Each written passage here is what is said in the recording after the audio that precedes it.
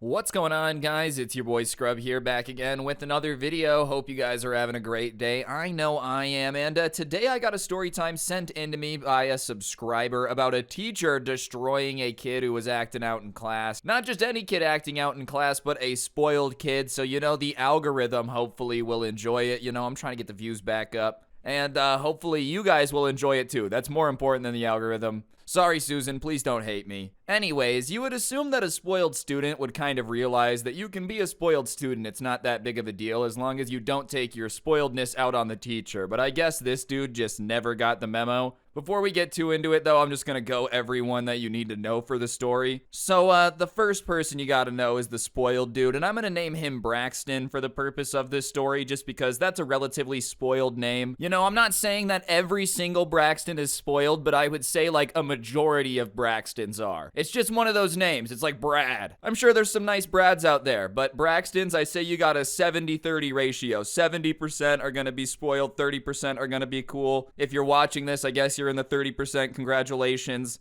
Anyways, this particular Braxton was a super douche Maximus level of spoiled. Basically just loved to tell everyone that the school that they were attending was named after his grandpa, and his grandpa had a jet and, just had all this money and cars, and that made him better than everybody. And would literally flex the fact that his parents were getting like a new car every year, and somehow that made him better than everyone in the school. And I just don't understand this dude's flexing scale, because like if your grandpa has a jet, why are you flexing your parents' new car, I'm just saying, jet definitely beats car. And on top of that, I don't feel like the most financially responsible people are buying a new car every year. Little life wisdom I'm gonna drop on you guys: always buy a car that's like used. If you really want something super new, still go a year or two old. Cars are a depreciating asset, alright? That means they lose value quickly. If you look at the difference between like a BMW that's brand new and a BMW that's 1 year old, you will have your mind blown. So I think flexing the fact that you always buy a new car tells me that you're dumb, but at the same time I don't have a jet, so maybe I should shut up. As Braxton would refer to me, I'm just one of the poors who has to wait in line at TSA security with the rest of the normal people while he and the fam smuggle cocaine on the PJ, baby. Let's go. I'm not accusing Braxton of drug smuggling. That was a joke. Sorry, DEA agents. Anyways, the dude was just always flexing, thought he was better than everybody because the family had money, and he had the same 6 hour as this subscriber. And the 6 hour was the last class of the day, and it just so happened that it was a math class with a very meek teacher. A little bit of a shy guy, if you will. The type of individual who probably shouldn't be a teacher, like he just didn't have the right personality for it. He was the definition of a pushover. The students would just walk all over him. He couldn't control the class, let alone teach it very well. And honestly, the person who sent this to me said they felt bad for the guy because he just had the wrong personality type for teaching. I feel like being a teacher is a lot like being a prison guard, and I happen to be an expert on being a prison guard because I watched an episode of Dirty Jobs about it. I don't know if there was actually a Dirty Jobs episode about being a prison guard, but if there was, that's a weird episode.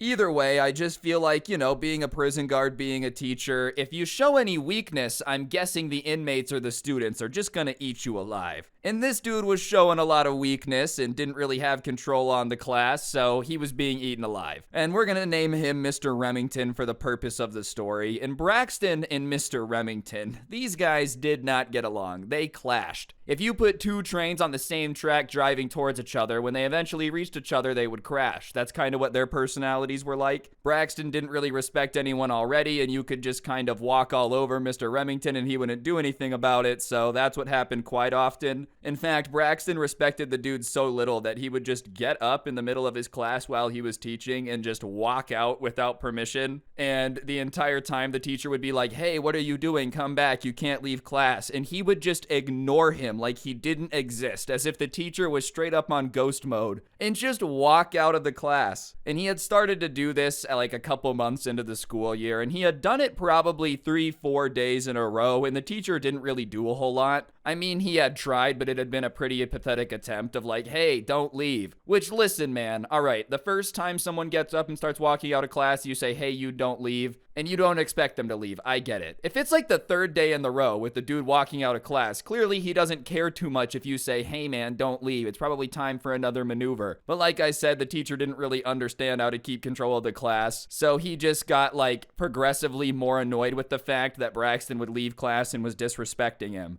And so, obviously, if he had been doing it for a few days, Friday was approaching, and it was a Friday on this particular day when everybody came in and sat down to get ready for the math class. And the teacher, instead of doing his normal, just jumping into the lesson, passing out the worksheet, passing out, whatever, same thing. He decides to talk to the class for a little bit, and he starts to say that even though they might not like the way that he teaches this class, he was still the teacher and they had to respect him. And so there would be no more walking out of class early. It didn't matter if they had a reason or not. It just wasn't going to be allowed. And the entire class is kind of like, okay, thank you for telling me this. I've never left class early. It's very obvious this is directed squarely at Braxton, but you know, teachers just really beyond that sometimes. Like if you got problems with one student, pull them aside and say, I don't like the way you've been doing this. Lecturing the entire class just makes them feel united against the enemy. And you don't want that, especially if you're already having trouble controlling the class, man. Anyways, Braxton, not the sharpest tool in the shed, is still somehow sharp enough to figure out that he's talking about him. And so he kind of says something along the lines of like, well, if you weren't so boring of a teacher, I wouldn't feel like leaving your class early all the time. And obviously that gets a little bit of a laugh out of some of the students because, you know, you just don't expect someone to say that. And the teacher's kind of caught off guard a little bit, and Braxton's being egged on by people laughing, but Braxton isn't like a comedian. He had just kind of said something mean that happened to be funny, so he decides to up the ante even more and says something like, you're such a pathetic person, I'm surprised you can keep control of any of your classes. And no one really laughs at that one because that one crossed the line of like funny mean to just kind of like, I don't know, man. Listen, like I said, the subscriber said that he felt bad for the dude. Calling him pathetic was just kind of out of pocket, and on top of it, he still is a teacher. Like, listen, I understand on this Storytime channel, we talk about crazy teachers from time to time. For the most part, 99.9% of teachers are just hardworking people doing their job who just want to like teach you the subject they're teaching you and go home to their family. You don't really need to be making their job any harder. Like, it's just completely unnecessary 99.9% of the time. But Braxton is now kind of on a roll, so he's like, yeah, what are you gonna do, man? And the teacher, bless his soul, starts trying to like argue back with him and says, you can't talk to me like that. And Braxton says something along the lines of, what do you mean I can't talk to you like that? I'm pretty sure this school is named after my grandpa, so I'll talk to anybody however I please. And finally, the teacher says something back along the lines of like, just because your grandpa was a great man doesn't mean that you're one. And everyone kind of laughs back, not because it's an incredible insult, it's not the greatest ever, but because he had never like defended himself before, so people are just, oh, he said something back. And at that point, Braxton decides to be Mr. Tough Guy and try to leave the class, as he has earlier for like the last few days. But this time, Mr. Remington is not vibing with it, and he goes and he stands in between him and the door. And Braxton starts yelling at him. He's like, get out of my way, like, let me out of here. And the teacher says, no, you're not gonna leave the class, go sit down. And Braxton starts going off about how, you know, if he doesn't move, he's really gonna regret it. He hasn't even seen his mean insults yet. Which, listen, I don't think is that scary of an insult. Like, imagine someone physically blocking your way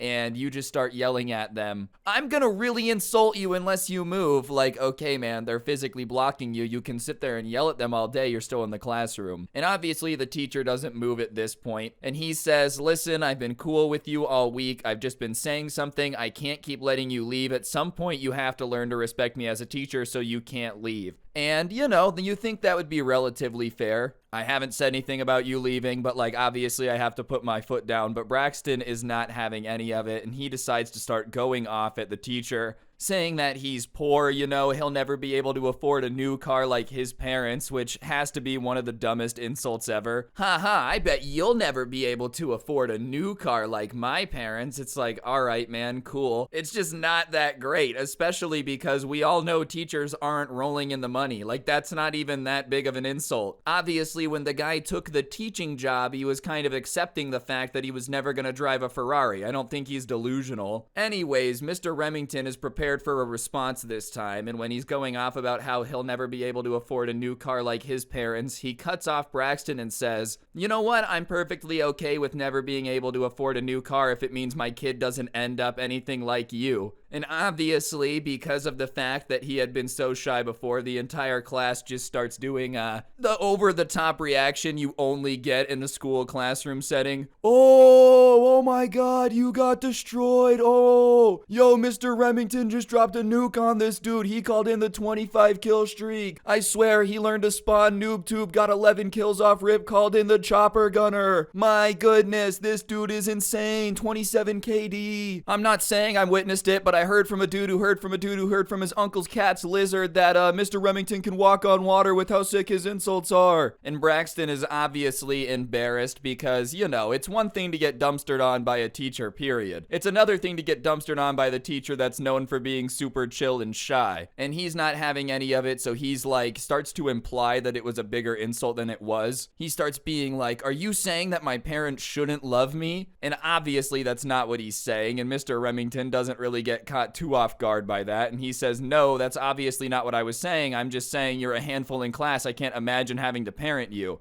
It would be exhausting. I already have enough trouble trying to control kids like you for an hour a day. Being your parent would be one of the most exhausting experiences ever. And obviously everybody laughs again, and at this point Braxton is turning red because the crowd's not on his side anymore, you know? Even a lot of people in this class aren't the biggest fans of Braxton because they've been repeatedly called poor and stupid, and you know, they're so much dumber than him, they'll never own a new car, which he's bizarrely obsessed with. He's probably like the biggest Fast and Furious fan ever. You know when there's a new Fast and Furious coming out and you're kind of like, wow, another one? How many of these are they going to make? 30 of them? It's because Braxton literally goes to the theater day in and day out, buying out theaters to make sure it becomes like one of the top grossing movies of all time. The amount of money that this dude has probably spent on Fast and Furious merch and movie tickets alone has bought Vin Diesel many cars. Regardless, the only problem with being that mean to everyone in your class is when the teacher starts to roast you, they're gonna love it even more. No one's gonna be like, oh man, you're being so mean, oh. So Braxton finally decides to go push past him, and the teacher doesn't move, and he's like, move out of the way of the door now, and he puts his hands on the teacher. And at that point, Mr. Remington like does this swim move type of thing, gets his arm off of him and says, you go sit down right now, you're not leaving the class, and if you don't go sit down, then I'm about to call the office and tell them that you put your hands on a teacher. And guess what? They're gonna have to punish you because, as you love to remind everyone, this school's named after your grandpa. Can't have the kid the school's named after being a moron hitting teachers now, can you? And at that point, Braxton literally stops in his tracks, bro, is frozen. I don't know if it was with fear or if he was trying the Jurassic Park tactic of like when a T-Rex gets mad, you just stay still and hope their sight's based on movement. I don't know if it was just because no one had ever heard this dude yell before that they were all flabbergasted by it, but he literally stops and then turns around and goes and sits down. And at that point, the teacher's standing by the door looking victorious. It's probably the biggest W this guy's ever taken, you know? And so Braxton sits down and the teacher walks back up to the front of the class and he's like, all right, now that we've got that settled, does everyone understand that they're not leaving the class anymore? And everyone is like, yeah, we understand, obviously not wanting to be on the receiving end of whatever had just happened. And the class goes back to normal for about 10 minutes, you know? And you would think 10 minutes is enough time for like Braxton to cool off a little bit, maybe not be as angry. But no, the entire 10 minutes that everything had chilled out, this dude is plotting his revenge. He's like an angry person that just doesn't want to leave your life. Imagine you wrong someone in like the 3rd grade, you know? Oh, you cheated during tag on the playground. And they spent the next like 15 years planning revenge to mess up your Starbucks order. And then when they mess it up, they're like, ha, do you remember me? And you're like, no, I don't, because I don't remember everyone I played tag with in 3rd grade. Like, that is how petty this dude was being for 10 minutes, just sitting there stewing about it, deciding how he was going to ruin the class, make this guy look like an idiot. And I'm not saying that there's like rules to arguing, right? No one has ever written down, here's how you argue. But I feel like the rules of engagement implied are just kind of, if you're gonna bring up something randomly long after it's been settled and everybody thinks it's done, you better have a pretty good reason. Like, if you're going to be sitting there stewing for 10 minutes all pissed off and then restart the argument, you better have a good argument, you know? Like I said, I don't think that's written down, but I'm pretty sure we all agree. If you just got your butt kicked in an argument and then 15 minutes later go, another thing, Chuck E. Cheese does have good pizza, like, you just look even dumber, you know? If anything,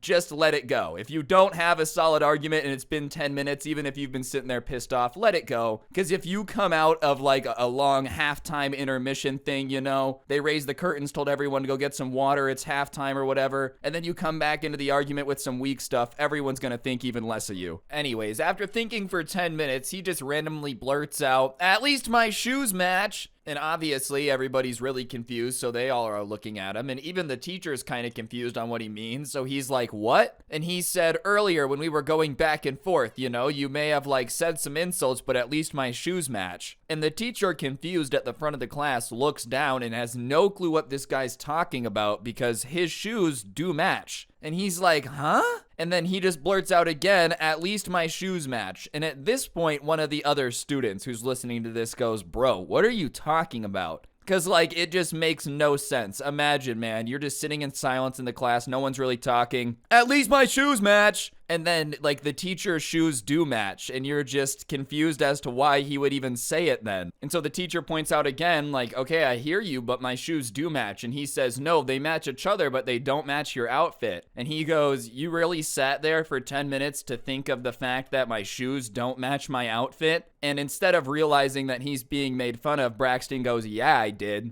And I think at this point, Mr. Remington had gotten his confidence back. You know, sure, he had been beaten down by all the students. Never show weakness to the prisoners. But now he's feeling it. He knows he can, like, roast Braxton and people will laugh. So he says, like, "Braxton, do you think you're some sort of fashion expert?" And he says, "Yes, I think I am." And the teacher just asks him, "Okay, then why did it take you 10 minutes to realize that my shoes don't match my outfit? If you're an expert, wouldn't that have been a little quicker?" And obviously everybody laughs a little bit. And so he says, like, "Listen, man, if you're gonna sit there and try to think of an insult for 10 minutes, it better be better than my shoes don't match my outfit, because I can live with that. I can always change my shoes. I called you annoying. There's not much you can do about that one." Which, listen, is definitely a little bit mean, starting to cross the line of what a teacher should say. But that being said, it's also funny. I mean, listen, this dude's been talking crap to this guy all year, leaving his classroom. I feel like he's allowed to roast him a little bit. And it's a fair point, you know, I can always change my shoes. I can always learn more about fashion. You can't be less annoying if that's just who you are.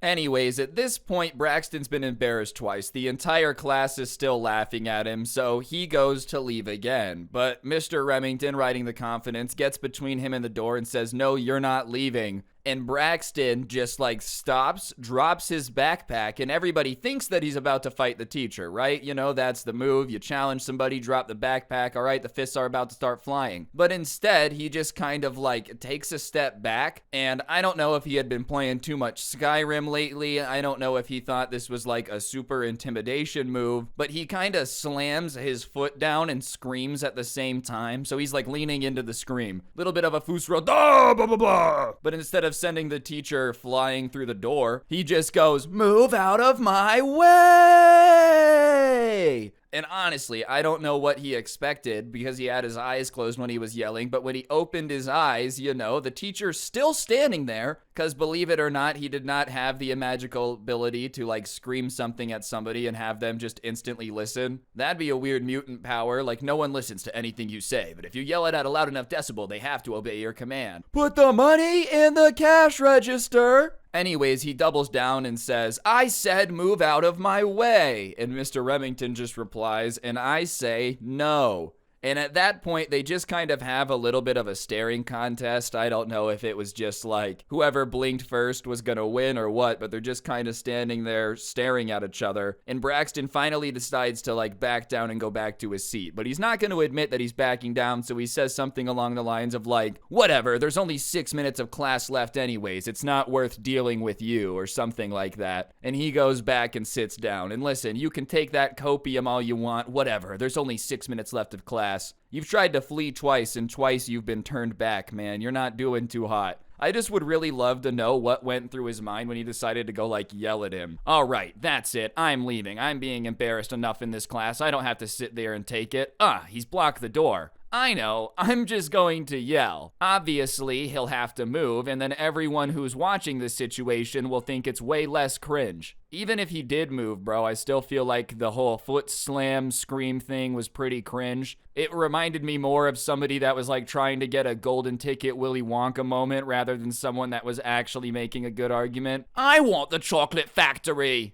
All right, whatever, go eat some, like, floating bubblegum. That entire factory is just a death trap, bro. So many things just floating around that can just, like, yeet somebody. But he goes back to his seat and sits down, and miraculously, for the next 6 minutes, somehow keeps his mouth shut. I'm saying miraculously because the dude obviously didn't learn his lesson the first time, so who would have thought the second time did the trick? I'm pretty sure the saying goes third time's the charm. Unfortunately, the class only had 6 minutes left. Maybe if we gave him 20 minutes this time to think of an insult, he would have come up with something such as your shirt is the wrong size and or I don't like the way those glasses frame your face. With enough time to think, the guy truly could have insulted him in ways unimaginable to us mere mortals who have to stand in line at the TSA. Either way, man, I'm not gonna lie, all right? I don't fly very often. I would rather fly on a normal jet and stand in security lines than be this cringe. If this is what it means, if having a jet means I'm as cringe as Braxton, I'm okay.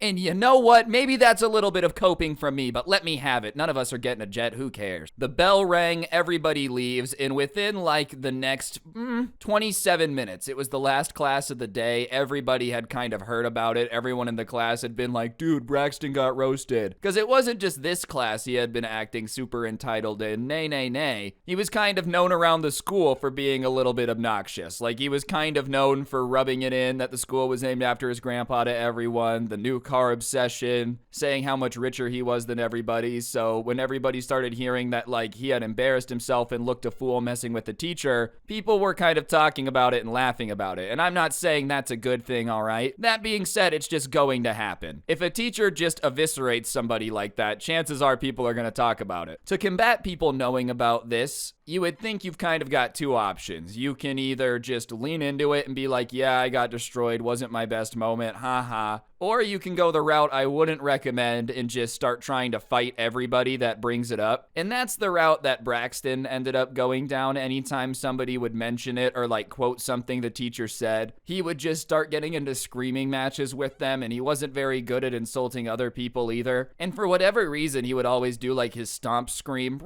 So the next few weeks there was a lot of yelling, and after that everyone kind of got over it and just dropped it. That's the way the ball bounces. You're only the hot topic for like a week or two. People would mention it every now and then, but obviously, as time goes on, people just cared less and less. And beyond that, after that school year, no one really mentioned it again. It wasn't like something that stuck with him forever. I don't think he necessarily deserved that. Everybody's got a bad moment. I'm sure I've looked stupid in an argument before. But yeah, you can't be surprised when you're running around calling everybody poor that for the next few weeks after that, you got a little bit of crap for it. As for the teacher, everybody else kind of respected him more after that. Not a crap ton, you know, they still didn't do their homework, but they weren't as obnoxious about like interrupting the class, which I think goes to show that teaching and being a prison guard is basically the same thing. You just can't show weakness. Once you stand up to them, they'll respect you. I bet you someone in the comments is like, actually, being a prison guard is not like being a teacher. It's called a joke, guys, all right? Obviously, being a prison guard is different than being a teacher. Concepts are kind of the same, though. I'm just saying. A bunch of people in a place they don't want to be and you're in charge of them for like an 8-hour shift. Either way, guys, I think that's going to do it for the video. Hopefully you enjoyed. If you did, I would really appreciate you taking a second to press the like button. In fact, I'm going to count to 3, go press it. Otherwise, no joke, no scam whatsoever. You will be transported to zombies with no way out. 1, 2, 3. Okay, if you didn't press the like button, have fun in zombies. Good luck with that one.